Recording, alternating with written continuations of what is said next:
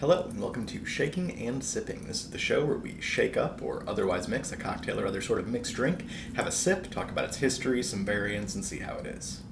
We're continuing our quest to work through the IBA's official list of cocktails to see how those stand up. We're in the second section, the contemporary classics, and this week's classic is the French Connection. Sweet. Unfortunately, that's just the name of the drink. We don't actually get to just sit and watch the Friedkin classic film, The French Connection.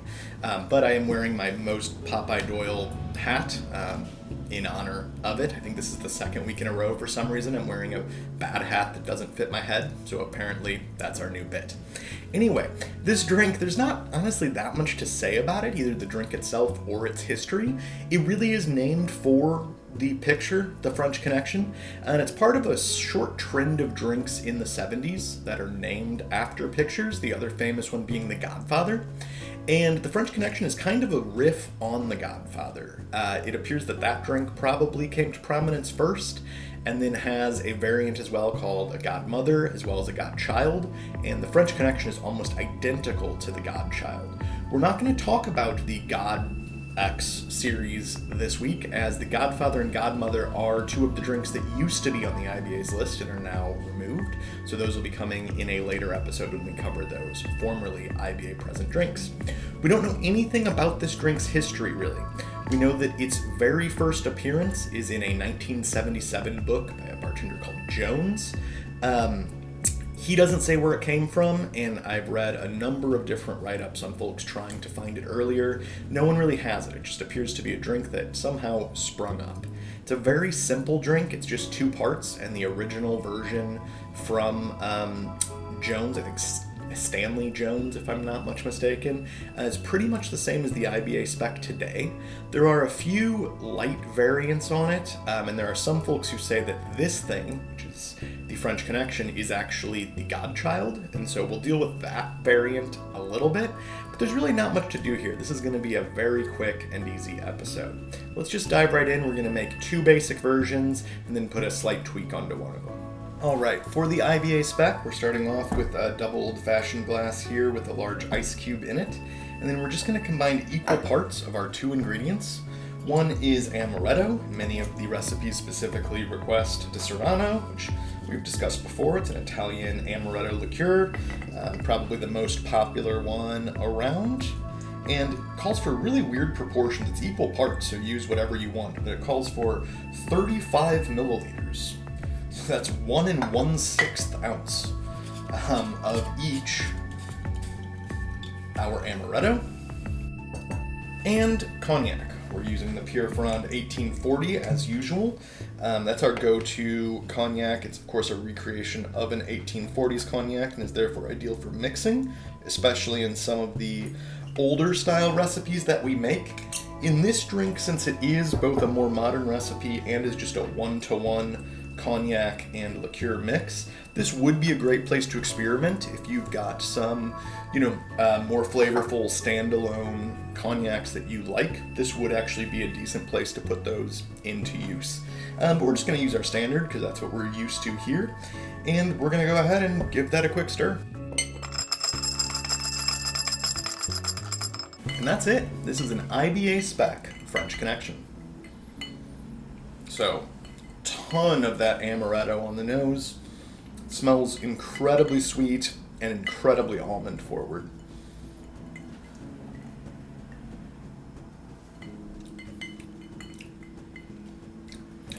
Yeah, it's very sweet. There is Cognac happening, but it takes a little while to show up.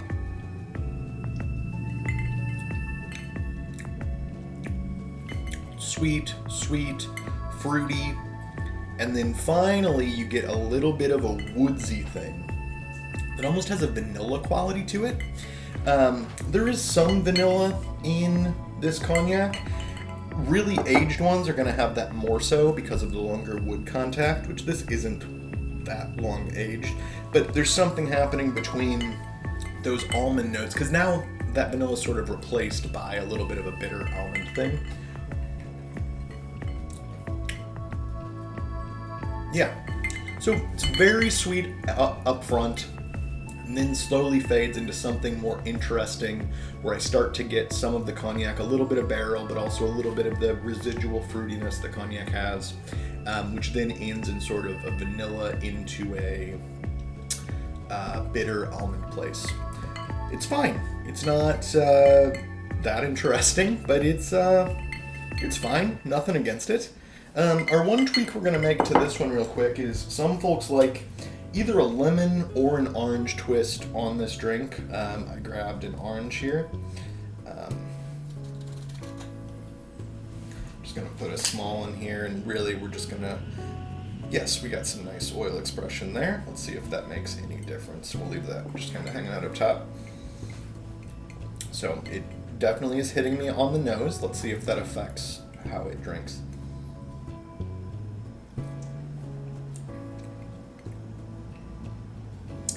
I don't know that it's enough to. That first hit is so sweet and sharp that it really doesn't get colored with the citrus at all. Yeah, I think it's fine if you want that in there for color. I don't think you're really going to notice a difference. Now, as mentioned, the Godchild and the French Connection are almost identical drinks. Those who say that there is something different between them will focus on one of two things. Either the proportion between, well, actually one of three things. Either the proportion between the Cognac and Amaretto, the fact that in a Godchild you can use non-Cognac brandies, and in a French Connection it must be Cognac, or that a French Connection should be served in a snifter after being strained, whereas a Godchild is served in a tumbler on the rocks.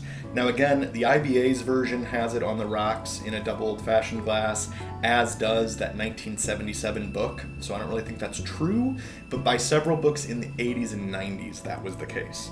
So we're going to go ahead and do a little makeup in our mixing glass here and then strain it, and we are going to vary the proportions. Just in general, most folks nowadays have this drier, which I think makes a lot of sense. They also don't typically use measurements like 1 1/6 ounce, which is a incredibly strange measure. So what we're going to do instead, we're going to do 3/4 of an ounce, so about 23 milliliters.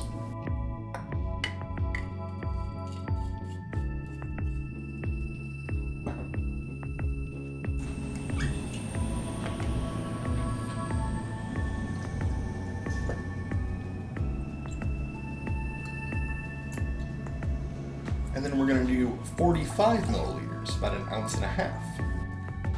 So this is a ratio of 2 to 1 rather than 1 to 1. Some people like this as strong as 8 to 1.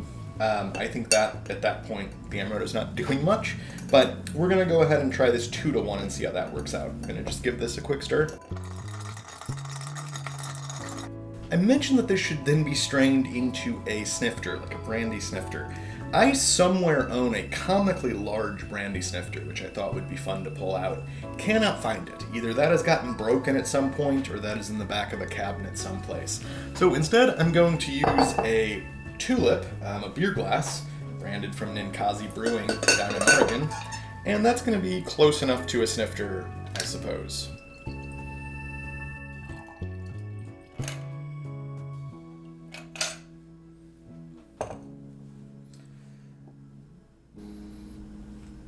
Okay, smells a little more cognac-y. I'm going to go ahead and add the citrus twist again here. Why not?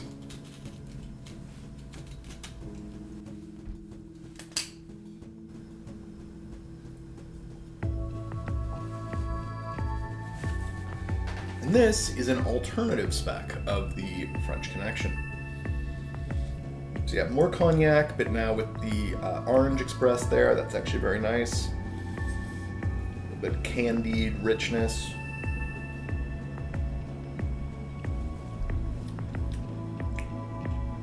So that's right away more interesting. I'm tasting cognac from the beginning now.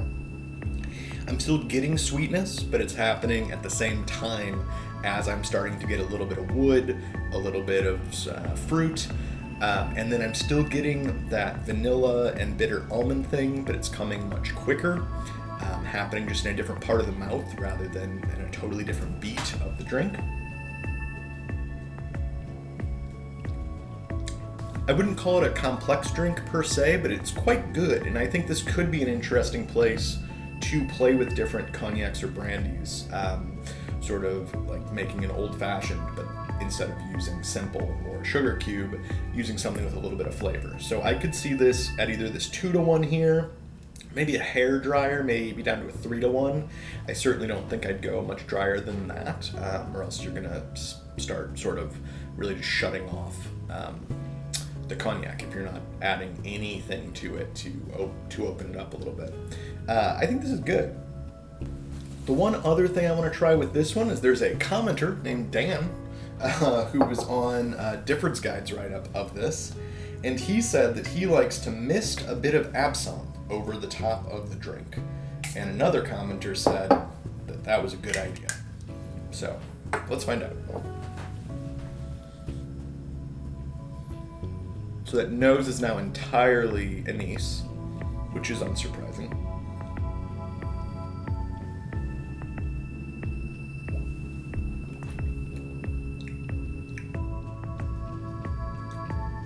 Kind of mutes the front of the drink, to be honest with you.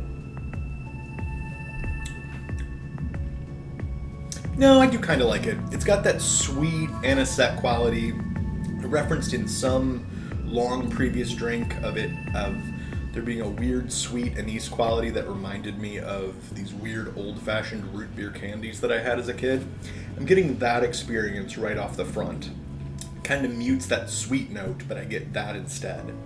And then I do still roll into that almondy, rich, slightly vanilla-y, slightly woody place. I don't know that it's necessary, but that's not a bad choice. Well, thanks so much for coming along this week as we looked a bit at the French Connection. Wasn't much to say about it. There just isn't that much history there. It's not a drink that's that commonly ordered, and there aren't really that many variants on it. We will at some point get to the Godfather and Godmother, and those do have some more variants on them, so I guess we'll talk about that then. But I just didn't feel the need to belabor this week's episode. So, hope you enjoyed the shorter episode. Go ahead and drink some cognac yourself to make up the rest of the time this episode would normally have lasted. Visit the blog, shakingandsipping.com. We'll have a write-up on this and each other drink. Most weeks we have IBA in real life, where we go to a local Seattle bar and order the drink and see if they make it often, if they have variants, etc. I don't know that I'd normally go for this kind of drink, but it's been a couple weeks since we've had an excuse to do that, so I think we will try to do that this week and see if someone has some good ideas on twists on this. Follow on Twitter at shaking_sipping. That's where we will post when one of those IBA in real lives is coming out, and do all the YouTube stuff like share, subscribe, tell your friends, watch all the previous videos, leave a comment, all that good stuff. That's all I've got for you this week, but I will be back next week with the next drink on the IBA's list, and until then, happy sipping. Cheers.